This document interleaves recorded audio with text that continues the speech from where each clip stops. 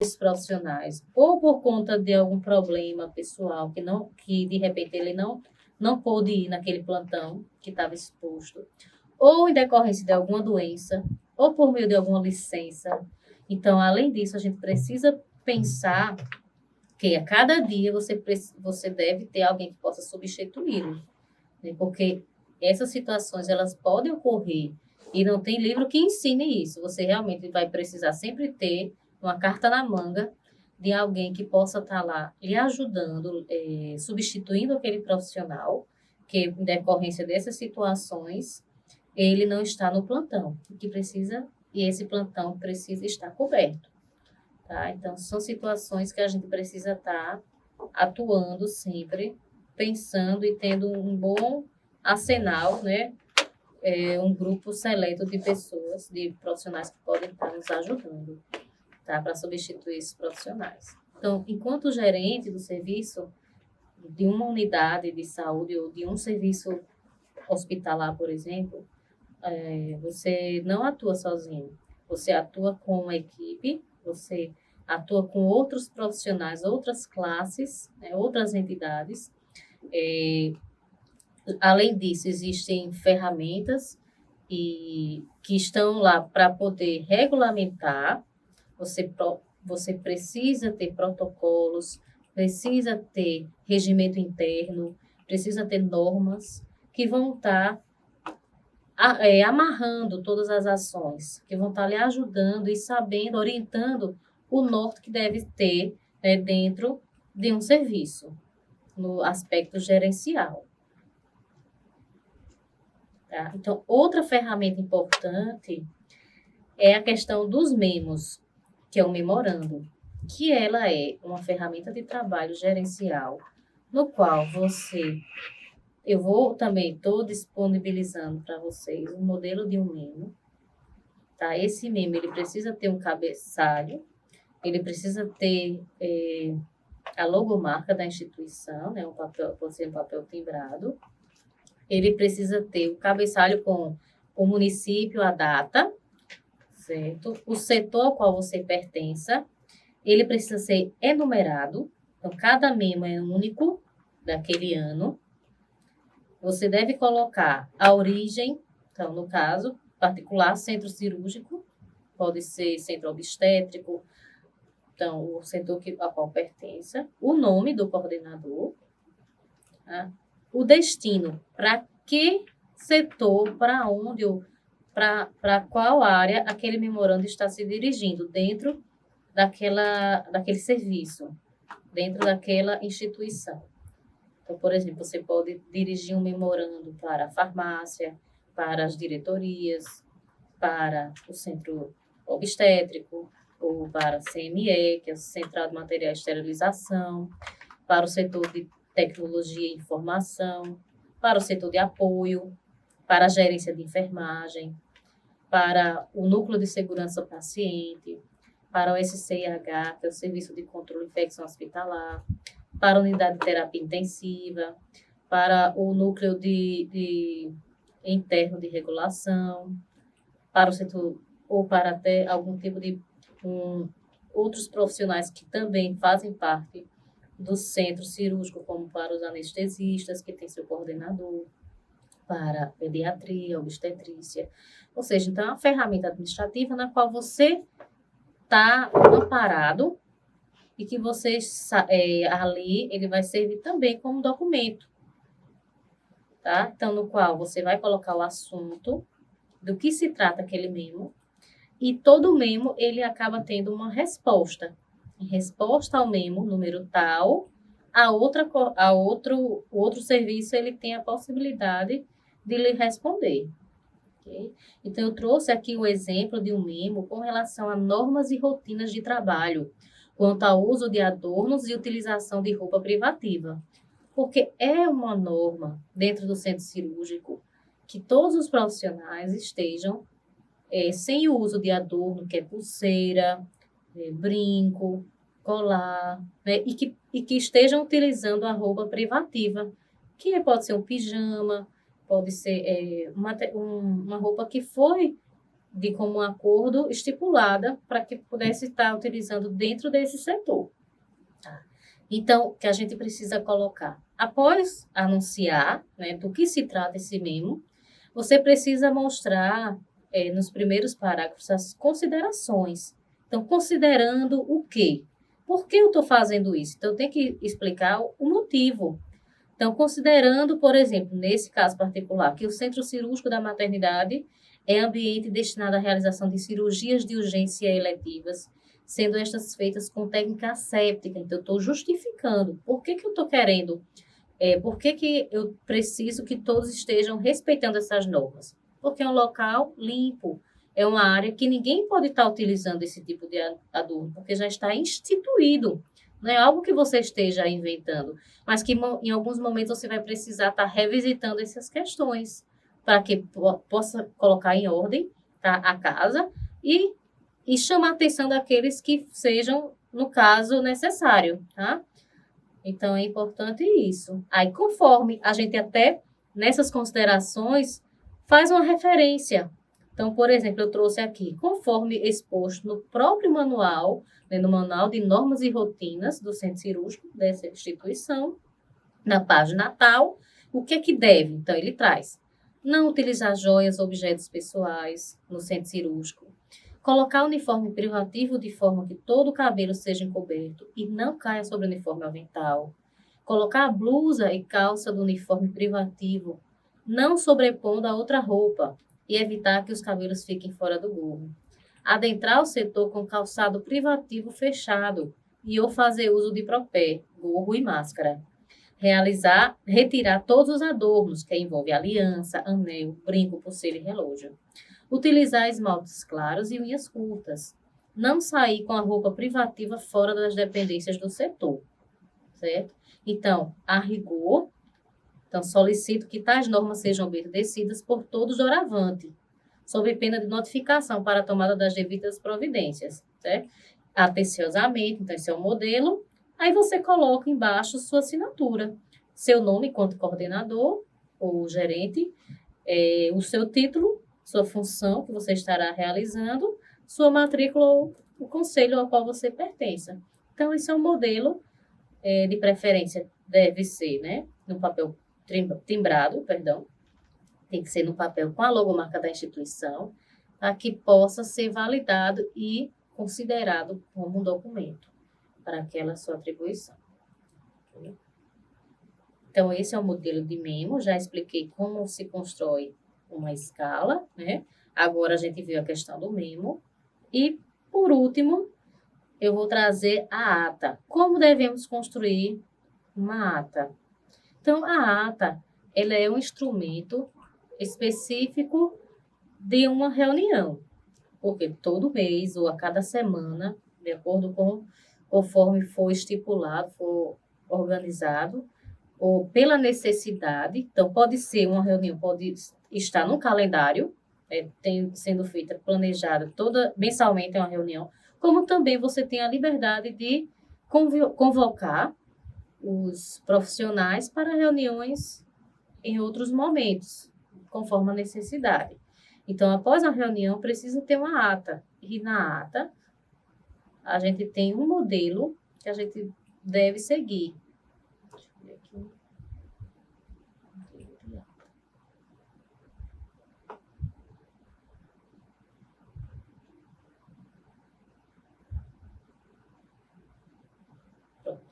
Então, no modelo de ata, o que a gente precisa considerar? A mesma coisa do memo quanto ao cabeçalho. Você precisa ter a logomarca da instituição, okay? Você coloca como título, né? A ata da reunião ocorrida em tal período.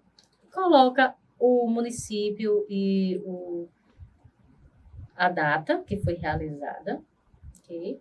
Então, você inicia explicando aquilo que aconteceu, os pontos que foram tidos na reunião, os participantes, os integrantes, é muito importante também, que faz parte da frequência daquela reunião, e assina.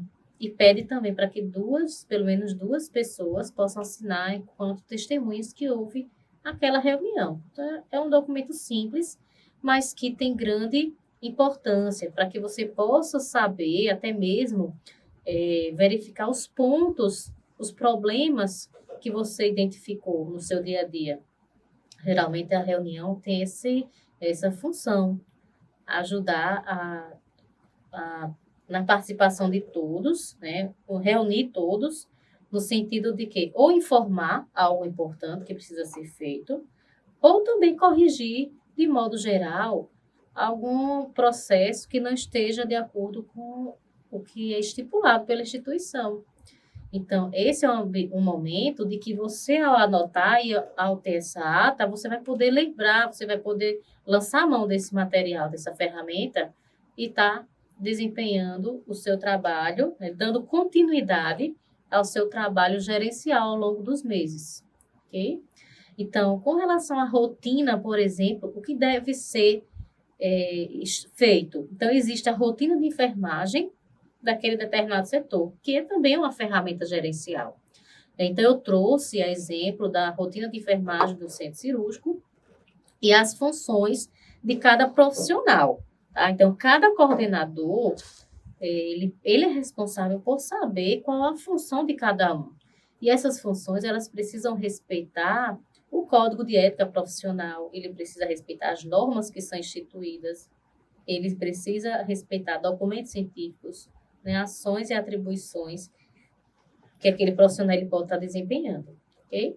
Então, eu trouxe para você um modelo para a equipe de enfermagem, tá, de um centro cirúrgico.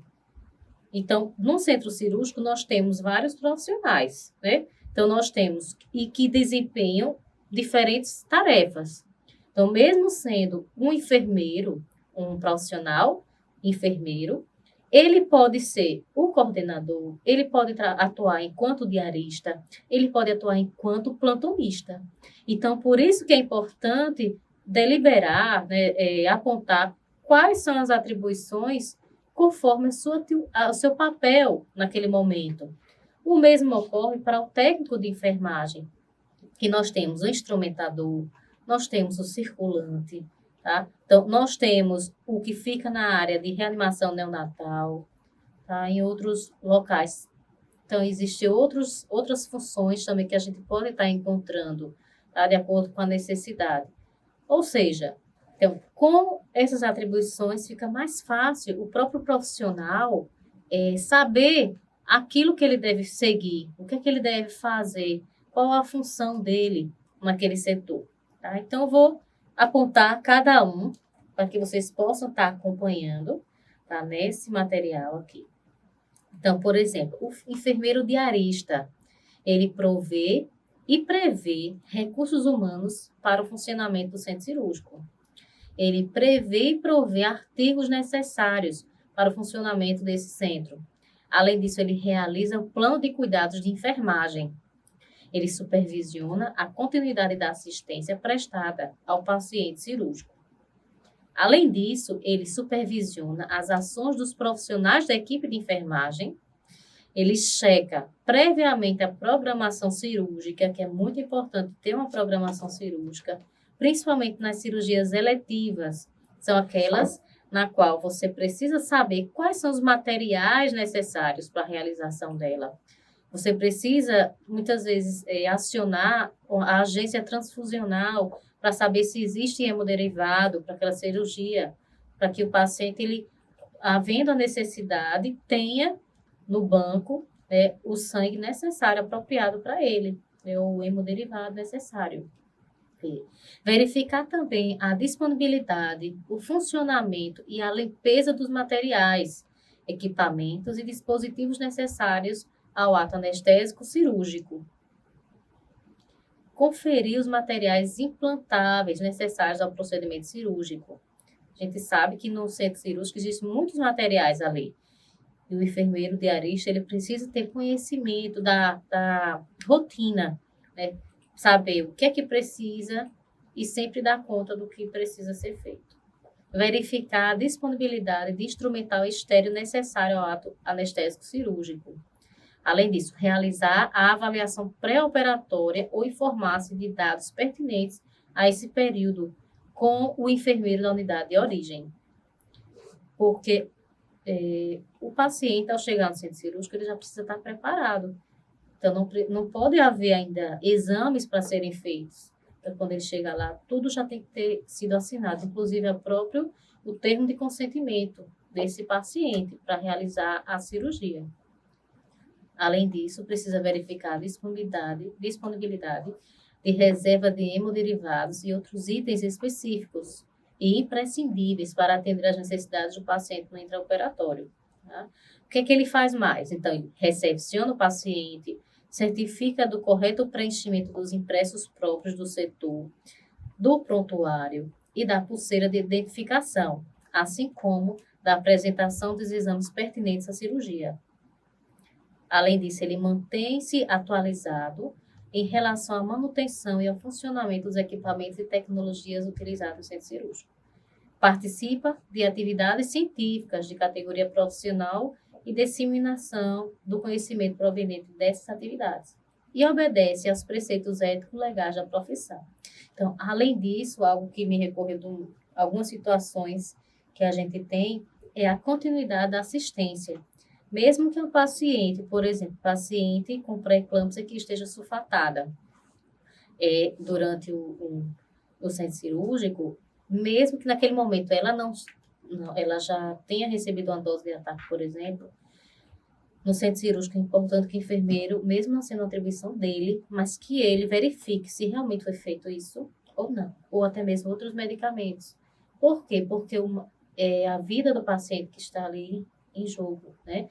Que o enfermeiro, mesmo não sendo do setor de origem que administrou esse medicamento, ele precisa saber e precisa acompanhar no prontuário tudo aquilo que o paciente ele precisa dar continuidade no pós-operatório, não só no trans, mas no pós. Tá? Uma equipe independente do setor, ela precisa dar continuidade à assistência. Isso vai fazer com que o paciente ele tenha menos riscos, né, e danos no pós-operatório, tá? Está mais tranquilo, né? A equipe ela está mais unida e um vai estar ajudando sempre, uma equipe ajudando a outra, isso é muito importante.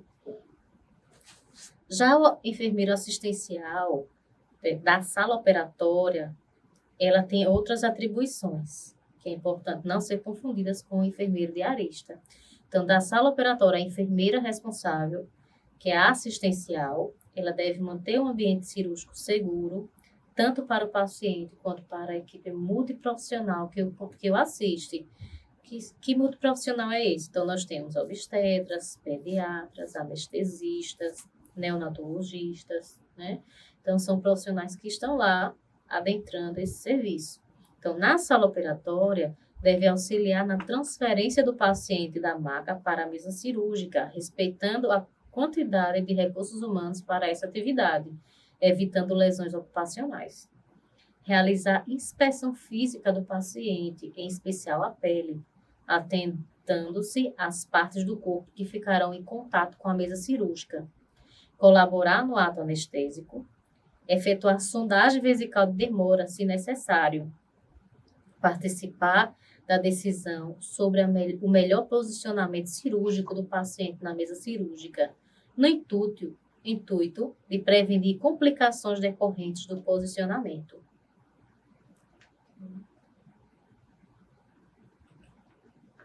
Além desses itens, né, é muito importante a questão do posicionamento. Existem várias posições, né, mas cada um vai ter uma determinada função. Então, ter o conhecimento de como se faz as manobras, de como utiliza a mesa cirúrgica, seja ela elétrica ou manual, é importante para ajudar no posicionamento do paciente, para evitar riscos, né, danos e lesões.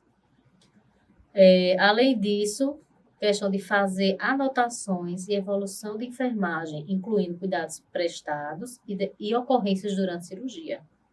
Deve checar resultados de exames laboratoriais realizados no intraoperatório, atentar-se às alterações hemodinâmicas com o paciente cirúrgico e comunicar à equipe quando necessário, realizar curativo cirúrgico e ou ajudar a equipe à sua execução.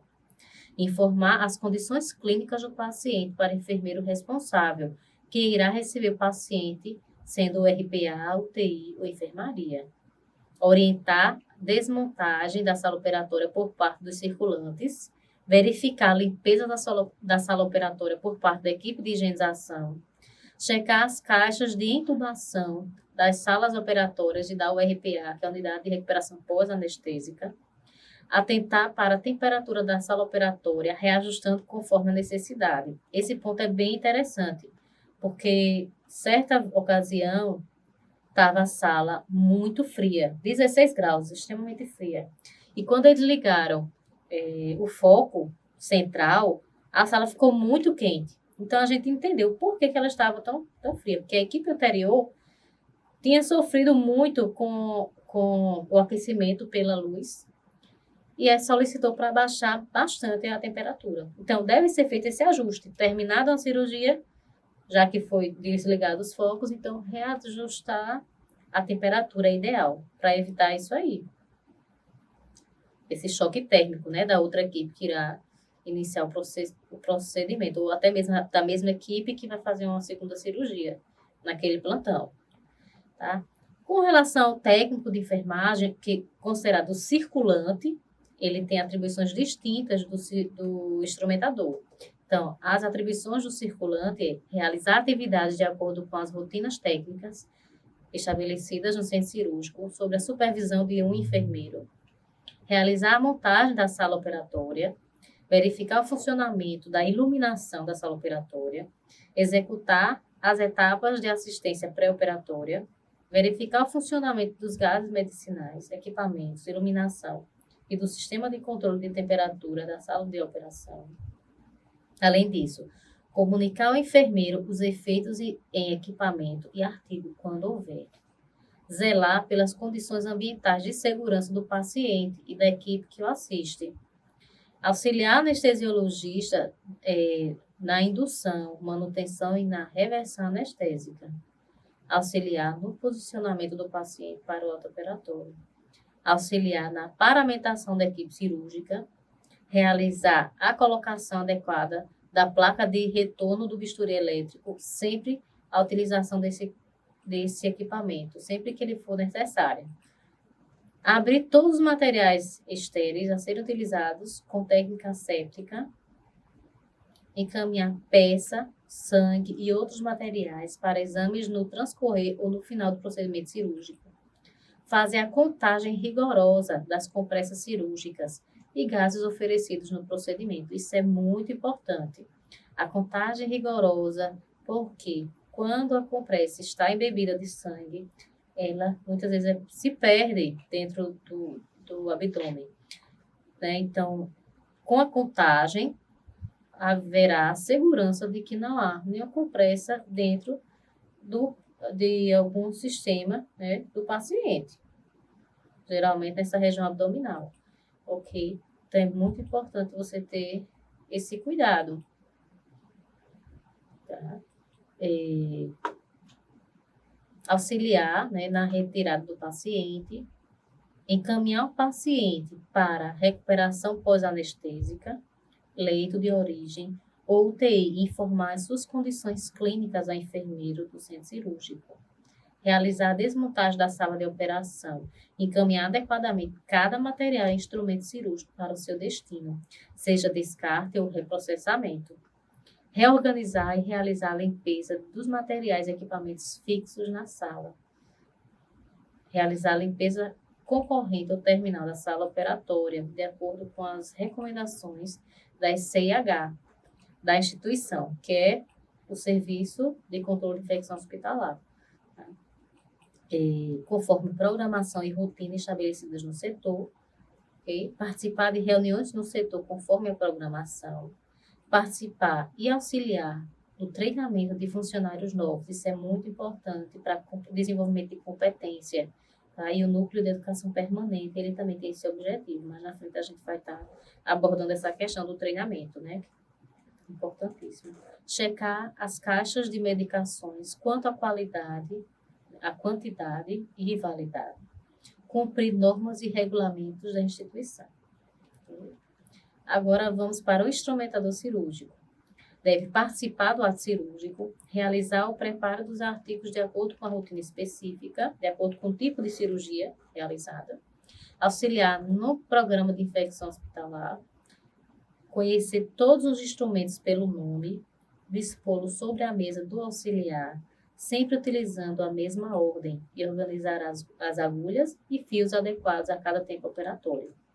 Além disso, responsabilizar-se pela asepsia adequada, bem como pela limpeza e colocação dos instrumentos de maneira correta, de acordo com o método padronizado, que é diérese, hemostasia, exérese e síntese. A mesa deve estar organizada com os instrumentos ordenados, na sequência que serão utilizados. Entregar o instrumento ao cirurgião e auxiliares. Cada instrumento tem uma maneira adequada de ser entregue, não sendo necessário que o cirurgião rearranje antes de utilizá-lo. O instrumentador precisa entender os sinais que o cirurgião executará ao solicitar os instrumentos e jamais permitir que ele tenha de repetir o pedido, pois em um momento cirúrgico o tempo é fundamental, não cabendo repetições. É de responsabilidade do instrumentador também solicitar ao circulante de sala que disponibilize as compressas, gases ou qualquer outro material importante para garantir o bom andamento do procedimento cirúrgico. O instrumentador deve ser ético e capaz de manter sigilo profissional, não deixando de respeitar o código de ética dos profissionais de saúde. Além disso, contar todo o material antes e após o ato cirúrgico, incluindo gases e compressas. Okay? Então, cada item desse é de extrema importância esse profissional está realizando, porque numa cirurgia, então, como diz aqui, já foi citado, né? Tempo é ouro. Então, o médico não deve estar repetindo. E tudo deve ser feito de modo sincronizado. Já quanto o técnico de enfermagem, reanimação neonatal, então ele precisa organizar a sala de reanimação, verificar a funcionalidade dos equipamentos, oxigênio e aspirador a vácuo e de mecônio, checar tubos para intubação, laringoscópio com lâminas retas e curvas, com numeração específica e sondas de aspiração, geralmente é 00, 01. São as menores e mais utilizadas, essas lâminas. Verificar ambu, estetoscópio, fita métrica e balança, ligar o berço aquecido, auxiliar a pediatra na assistência ao RN, que é o recém-nascido, e durante as medidas antropométricas. Então, verificar a circunferência abdominal, cefálica da criança. Usa o estadiômetro também para verificar o tamanho e preencher corretamente os impressos do setor. Atentar para a colocação da pulseirinha de identificação de acordo com os dados da mãe, número do prontuário, data, hora e sexo. Conferir a identificação do paciente, isso aí já é outra atribuição do técnico da URPA. Então, como eu falei, existem outras, de acordo com a necessidade daquele setor, às vezes o técnico ele vai estar realizando o procedimento, a gente vai precisar de outros técnicos para nos ajudar. Então, no caso, de um setor cirúrgico que deve ter a unidade de recuperação pós-anestésica, lá o técnico ele vai exercer uma função diferente das que foram ditas anteriormente. Então, por exemplo, conferir a identificação do paciente, monitorar a frequência cardíaca, a pressão arterial, saturação do oxigênio, temperatura, nível de consciência e dor, promover conforto e aquecimento, verificar condições de curativo, sangramento, verificar se existem sinais flogísticos, né, de infecção, verificar a fixação de sondas e drenos, anotar o débito de drenos e sondas, observar dor, náusea e vômito e comunicar ao anestesiologista caso tenha algum desses sinais e sintomas, instalar nebulização com O2 úmido de acordo com a necessidade, manter vias aéreas pérmeas e realizar aspiração se necessário. Além disso, tem que administrar analgésico, antiemético e antibióticos conforme prescrição médica e manter infusões venosas e atentar para infiltrações e irritações cutâneas. Para além do que já foi exposto, ele deve manter a avaliação dos sinais vitais a cada 15 minutos, na primeira hora, e após a primeira hora, a cada 30 minutos até a estabilização. utilizar biombos ou cortinas para isolar o paciente quando ocorrer atendimento de emergência ou procedimentos, observar queixas de retenção urinária, minimizar fatores de estresse, então ambiente